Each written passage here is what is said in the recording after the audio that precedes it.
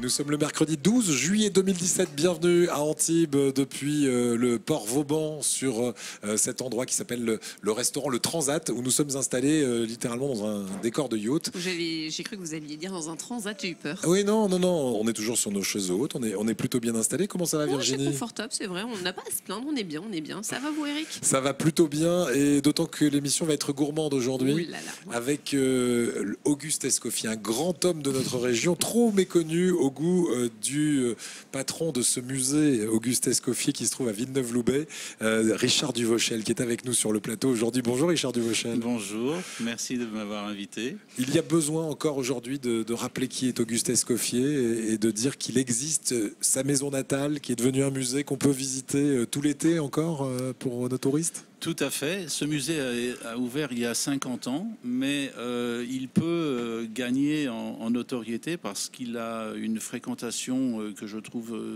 modeste. On a 5000 visiteurs par an et il y a 1 million d'habitants dans les Alpes-Maritimes. Donc je suis là pour en faire la promotion et parler de la vie et l'œuvre d'un personnage hors du commun qui était Auguste Escoffier. Effectivement, le musée a été créé dans sa maison natale et il est ouvert jusqu'au 31 octobre, tous les jours, matin et après-midi, et avec la promotion d'été que vous connaissez, puisque vous connaissez ce musée, on offre la dégustation de la pêche melba. Pêche melba, voilà, oui, très rafraîchissante. J'ai testé la pêche melba faite maison. Il nous en a pas ramené, Escoffier. Bon. C'est-à-dire c'est assez périssable. On est un peu obligé d'y aller, c'est vrai. Ça se consomme sur place, Virginie, d'accord. Et puis, Virginie, on va aussi découvrir le personnage d'Auguste Escoffier. Qui a eu un peu 1000 vies, mais je parle aussi de notre invité, Auguste Escoffier également, mais c'est le cas de notre invité, donc Richard Duvauchel. Alors, on va parler de l'histoire de ce musée qui a eu 50 ans, je crois, l'année dernière. Et puis, on reviendra sur cette grande exposition qu'on peut découvrir d'ailleurs jusqu'au 31 octobre, les 30 ans de Bocuse d'Or, dans un instant. Et puis, elle est guide d'or depuis le début de cette semaine. Elle nous emmène partout sur la Côte d'Azur et elle donne aux parents qui nous regardent des idées à partager en famille avec des tas de sorties, que ce soit à la montagne comme hier ou en bord de mer comme aujourd'hui, puisqu'aujourd'hui nous irons à Nice. Quoi faire, Aurore Poitou? Eh bien, on va vous emmener avec recreanis.fr à l'exposition Moteur au Musée national du sport à Nice. Voilà, Aurore Poitou, effectivement, de recreanis.fr, ce site internet très pratique si vous cherchez des sorties en famille. Il y a à la fois les événements, les parcs d'attractions et notamment ce musée national du sport qui régulièrement propose de nouvelles expos. La toute dernière en date s'intitule Moteur au pluriel. On la découvrira ensemble avec vous, Aurore. Oui, Virginie. Tout un programme, décidément, aujourd'hui. On va se tourner donc vers notre invité qui est Richard Duvauchel. Déjà, Richard, moi j'ai envie de vous demander qu'est-ce qui a poussé donc le musée d'Auguste Escoffier à venir taper à votre porte pour que vous en deveniez le conservateur? Eh bien, c'est tout simple. Ce sont les rencontres à travers ma carrière qui m'ont permis de rencontrer Michel Escoffier, l'arrière-petit-fils de l'Auguste Escoffier, à l'époque où j'étais directeur général du Martinez dans les années 80, et nous avions créé des stages Escoffier avec des chefs de cuisine 2 étoiles Michelin qui venaient du lundi au vendredi, et avec une vingtaine de chefs déjà confirmés, mais qui venaient pour enrichir leurs connaissances. Et donc, au fil des temps, j'ai connu ce musée, je l'ai souvent visité, j'ai connu des présidents du musée, des amis, Dario Dell'Antonia, Pierre Guérand. Et quand j'ai pris ma retraite, en 2014, les 65 ans révolus, Michel est venu vers moi en disant « Richard, tu connais beaucoup de monde dans la profession, beaucoup de cuisiniers, beaucoup de journalistes. Est-ce que tu ne voudrais pas devenir le conservateur du musée pour le faire mieux connaître et parler de sa vie et de son œuvre ?» Et j'ai accepté. Ça ne se refuse pas, parce que vous étiez donc tout jeune retraité. Exactement. On va faire juste une pause parce que Rémi Molinari est dans son coin dessin et on a oublié de vous le présenter. Richard Duvauchel, c'est votre dessinateur officiel pour cette émission. Il va faire faire votre portrait.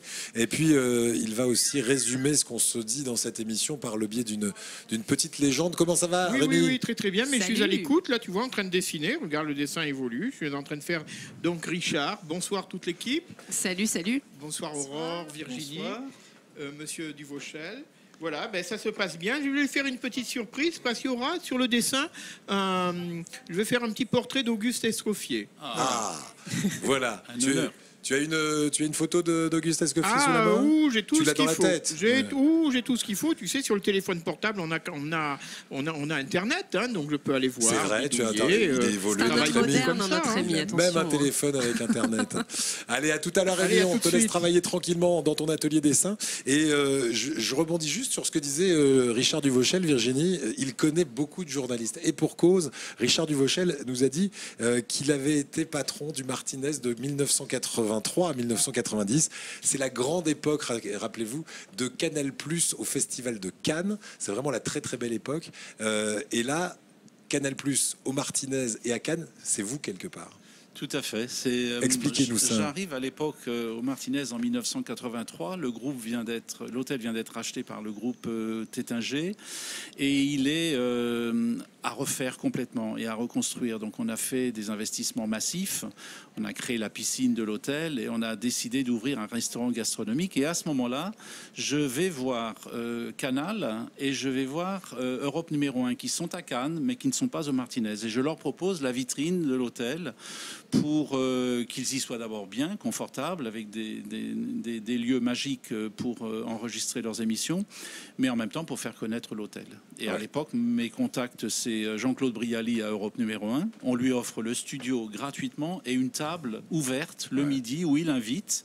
Et c'est nous qui, in fine, l'invitons, avec des personnalités... Il était fort, le Jean-Claude Brialy. Hein. Personnalités du Festival de Cannes, les membres du jury, les acteurs, qui découvrent cette Palme d'Or dont ils n'ont jamais entendu parler. Et pour cause, elle a ouvert le 8 mai 1985. Oui, parce que quand Richard Duvauchel, un spécialiste de l'hôtellerie-restauration, vous parle de la Palme d'Or, il parle d'un restaurant, qui est le restaurant La Palme d'Or du Martinez. Tout à fait. Et quant à Canal, ils avaient moins d'1 million d'abonnés à l'époque et ils se sont installés. Et ça a été les grandes années Canal. Et j'ai des souvenirs extraordinaires avec Michel Denisot interviewant Coluche au fond de la piscine en scaphandre, avec une table, avec une bouteille de champagne qu'on avait collée et des grands moments pendant toutes ces années magiques. Bravo, parce que c'est vrai qu'on a ce souvenir à la fois au Martinez dans la piscine et puis sur la plage du Martinez aussi, qui a été utilisé largement pour Nulle part ailleurs et d'autres émissions de ce type. Sacré moment. On va quitter cet endroit, on va quitter Cannes et on va repartir, si vous le voulez bien, donc à Villeneuve-Loubet, pousser les portes de ce musée dont vous êtes le conservateur, qui a ouvert ses portes il y a plus donc de 50 ans dans la maison natale, c'est ça, d'Auguste Escoffier. Alors, outre tout ce qu'on peut y voir le reste de l'année dans ce musée, il y a en ce moment et jusqu'à la fin du mois d'octobre une exposition particulière, une exposition, Richard, qui vous tient à cœur. Expliquez-nous sur quoi elle porte. Eh bien, 2017, c'était le 30e anniversaire des Bocuse d'Or, qui sont une compétition internationale qui a lieu à Lyon. Et nous avons eu l'idée de mettre à l'honneur ces Bocuse d'Or. Il se trouve que le premier Bocuse d'Or était Jacques Ifréon, qui était mon chef quand j'étais directeur général du Nova Park à Paris en 1980. Je l'ai donc appelé pour savoir s'il pensait que c'était une bonne idée de faire cette exposition, et la réponse était favorable, et il m'a dit, moi je descendrai mon